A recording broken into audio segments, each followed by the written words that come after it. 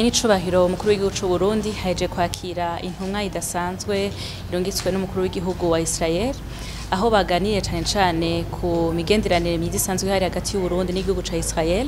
Iyo ntumwa idasanzwe ikaba yaje ishikiza Nyenicubahiro umukuru w'igihugu c'u Burundi icifuzo c'ico gihugu co gutsimbataza imigenderanire mu gushigikira iterambere ry'u Burundi cane ariko n'irya Afrika muri rusangi. Bakaba bashimikiye ku bisata bikuru nk'igisata c'uburimyi, igisata c'indero, igisata c'ubuhinga bwa none, aho mbere bamenyesheje yuko vuba cane bagiye kugurura ikigo c'ubuhinga kandi gisanzwe kurikirana ubuhinga ngurukana bumenyi, ibiharuro, ico bita mu gifaransa STEM muri kaminuza y'u Burundi. Ico kigo kazoca gikurikirwa kandi n'ikindi kigo kizokugururwa mu ntara ya Gitega, umugwa mukuru wa politiki.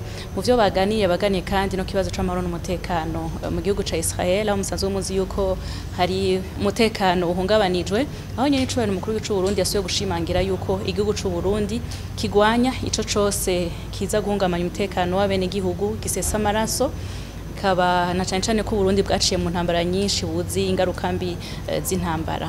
Rero bemeranije yuko igihugu ca Israel n'u Burundi bigiye kubandanya bigerageza gusimbataza imigenderanire myiza mu bisata bitandukanye vy'iterambere y'igihugu.